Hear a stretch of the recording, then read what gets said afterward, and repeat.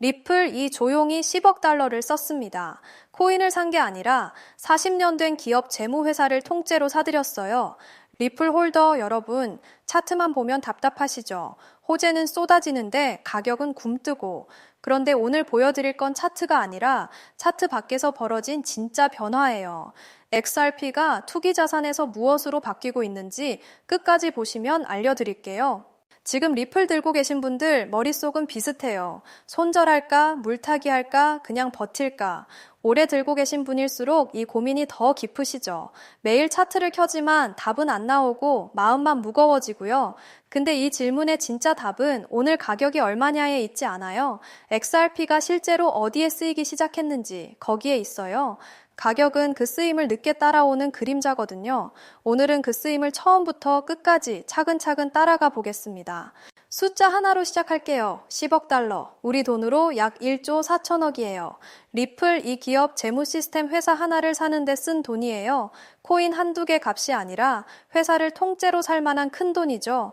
중요한 건 어디에 썼느냐예요. 코인 광고나 마케팅에 쓴 게 아니라 큰 기업들이 돈을 굴리는 진짜 시스템을 손에 넣는 데 썼어요. 돈을 어디에 쓰느냐를 보면 그 회사가 어디로 가려는지가 보여요. 리플 홀더 입장에선 이 10억 달러의 방향이 곧 XRP가 가는 방향이에요. 오늘 XRP가 선 자리부터 차분히 볼게요. 저점 1600원대까지 밀렸다가 지금은 1800원대로 조금 올라온 상태예요. 여전히 고점에 비하면 한참 내려와 있고 길게 들고 계신 분들이 정말 많죠. 마음 답답하신 거 충분히 압니다. 그런데 바로 그 같은 시기에 기업들은 조용히 XRP를 자기 시스템 안에 넣기 시작했어요. 가격이 조용한 사이에 말이죠. 가격은 굼뜬데 쓰임은 늘고 있다. 이 둘 사이의 간극이 바로 오늘의 핵심이에요. 리플 이 정확히 뭘 했는지부터 쉽게 짚을게요. 작년에 시카고에 있는 지트레저리라는 회사를 10억 달러에 샀어요. 40년 넘게 기업들의 돈 관리를 맡아온 업계에서 손꼽히는 회사예요. 쉽게 말하면 큰 기업들이 현금을 넣고 빼고 굴리는 금고 관리 프로그램을 만드는 곳이에요. 작은 회사부터 포춘 500대 대기업까지 고객으로 두고 있고요. 리플은 이 금고 프로그램 안에 자기 블록체인 기술을 심었어요. 전통적인 현금과 디지털 자산을 따로 노는 게 아니라 한 곳에서 같이 다루게 만든 거죠. 이게 모든 일의 시작이에요. 그 결실로 올해 초 리플 트레저리라는 서비스가 정식으로 나왔어요. 여기서 기업은 복잡한 블록체인을 직접 만들 필요가 없어요. 코인 지갑을 따로 팔 필요도 없고 신원 확인 딱 한 번만 하면 끝이에요. 그러면 자기 회사 재무 화면 안에서 XRP하고 리플의 디지털 달러인 RUSD를 바로 보유하고 쓸 수 있어요. 리플 이 뒤에서 어려운 기술 처리를 다 알아서 해주거든요. 그러니까 어려운 코인 지식 하나 없이 평소 쓰던 회계 프로그램 다루듯이 쓰는 거예요. 가장 큰 걸림돌이던 진입 장벽을 통째로 없애버린 게 진짜 핵심이에요. 이게 실제 화면에서 어떻게 보이는지 그려볼게요. 기업 재무 담당자가 화면을 열면 한쪽엔 달러나 원화 같은 평소의 현금이 있어요. 그리고 바로 그 옆에 XRP하고 RUSD 잔액이 나란히 떠요. 실시간 환율을 반영해서 우리 돈으로 지금 얼마인지 자동으로 바꿔서 보여줘요. 거래를 하면 그 기록이 실시간으로 회사 장부에 자동으로 정리되고요. 사람이 일일이 옮겨 적을 필요가 없어요. 즉 디지털 자산이 무슨 별난 물건이 아니라 그냥 또 하나의 돈처럼 자연스럽게 다뤄지는 거예요. 기업 시스템 안에서 이런 일은 처음이에요. 여기서 솔직한 질문이 하나 나와요. 이렇게 좋은 일이 많은데 가격은 왜 안 올라? 호재에 무뎌진 거 아냐? 충분히 드실 수 있는 의문이고 사실 많은 분들이 답답해 하시는 지점이에요. 맞아요. 채택 뉴스가 나와도 가격이 곧바로 안 따라오는 구간이 분명히 있어요. 그건 부정할 수 없어요. 근데 여기서 한 가지를 놓치면 안 돼요. 가격이 안 움직인다고 해서 아무 일도 안 일어난 게 아니에요. 눈에 보이는 차트 아래에서 자산의 구조 자체가 바뀌고 있는 거예요. 투기 자산과 인프라, 이 둘의 차이를 보면 그림이 분명해져요. 투기 자산은 사람들의 기대로만 오르내려요.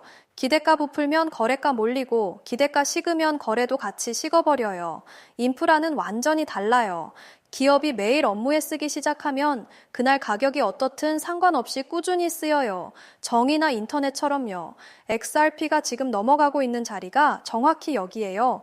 기대로 사고 파는 물건에서 기업이 매일 쓰는 도구로 옮겨가는 중이에요. 쓰임은 기대처럼 하루아침에 식지 않아요. 그래서 인프라가 된 자산은 훨씬 더 단단해요. 순서를 한번 뒤집어 생각해 보세요. 보통 우리는 가격이 먼저 오르고 그 다음에 쓰임이 따라온다고 생각해요.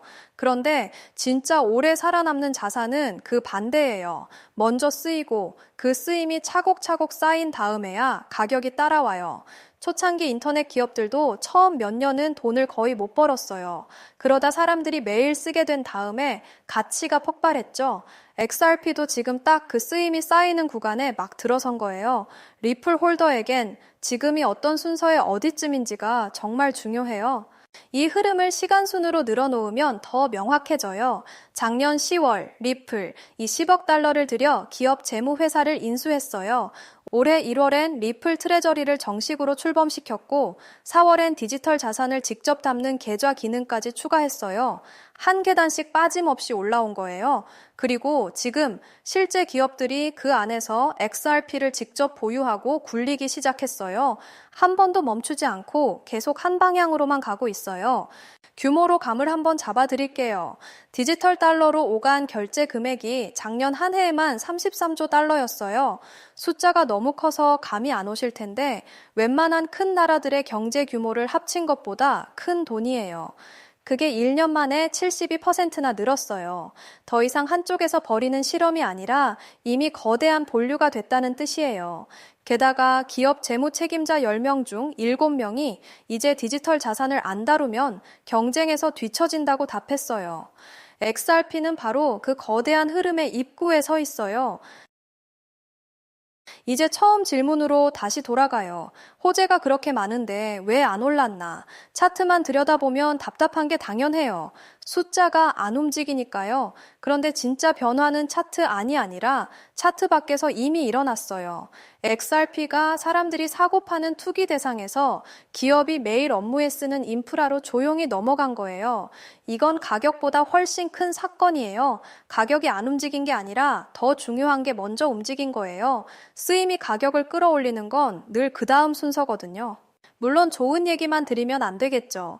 코인은 변동성이 큰 자산이에요. 앞으로도 단기적으로는 얼마든지 출렁일 수 있어요. 그건 각오하셔야 해요. 하지만 그 출렁임은 이야기가 끝났다는 신호가 아니에요. 우리가 봐야 할 건 하루치 가격이 아니라 기업 채택이 계속 늘고 있느냐예요. 그게 늘어나는 한 중간중간의 하락은 구조를 깨는 게 아니라 그냥 지나가는 파도예요. 큰 흐름이 한 방향으로 가고 있다면 그 안에 흔들림은 잡음일 뿐이에요. 그래서 두 분께 나눠서 말씀드릴게요. 먼저 오래 들고 계신 리플 홀더분들, 쓰임이 막 쌓이기 시작하는 이 구간에서 지쳐서 던지는 게 나중에 가장 아까운 순간이 될 수 있어요. 하루 가격 말고 큰 흐름을 보세요. 아직 안 들고 계신 분들, 가격이 굼뜨다고 끝난 게 아니라 오히려 쓰임이 막 시작된 초입일 수 있어요. 값이 조용한 것과 이야기가 끝난 것은 완전히 다릅니다. 이 둘을 헷갈리면 가장 중요한 구간을 놓치게 돼요. 정리하면 앞으로 XRP에서 우리가 봐야 할 신호는 일일 가격이 아니에요. 얼마나 많은 기업이 리플 시스템을 새로 쓰기 시작하는지, 디지털 달러 결제가 얼마나 더 늘어나는지, 바로 이게 진짜 신호예요. 이 신호를 남들보다 먼저 읽는 사람이 앞서가요. 가격은 언제나 그 결과로 뒤늦게 따라오는 거고요. 자, 오늘 길게 왔으니 한 줄로 정리할게요. XRP는 지금 투기 자산에서 기업이 매일 쓰는 인프라로 넘어가는 중이에요. 가격이 굼뜬 건 끝이 아니라 더 중요한 변화가 먼저 일어나고 있다는 신호예요. 오늘 리플 복구 구조까지 왔는데 사실 구독자님 본인 평단과 손실률에 따라 복구까지 필요한 시나리오가 개인별로 달라집니다. 여기까지 영상으로 다 다루기엔 개인 변수가 너무 많고 유튜브 정책상 개별 수익 예측은 직접적으로 언급하기가 어려운 점 양해 부탁드립니다. 대신 저희가 운영하는 타점의 신 커뮤니티, 리플 손실 복구 프로젝트에서 그 구조를 같이 다루고 있습니다. 설명란 고정 댓글 링크에서 신청 페이지 열어보시고 원하시는 자료 선택하시면 됩니다. 무료 전자책과 AI 포트폴리오 실시간 분석도 같은 페이지에서 함께 받으실 수 있습니다.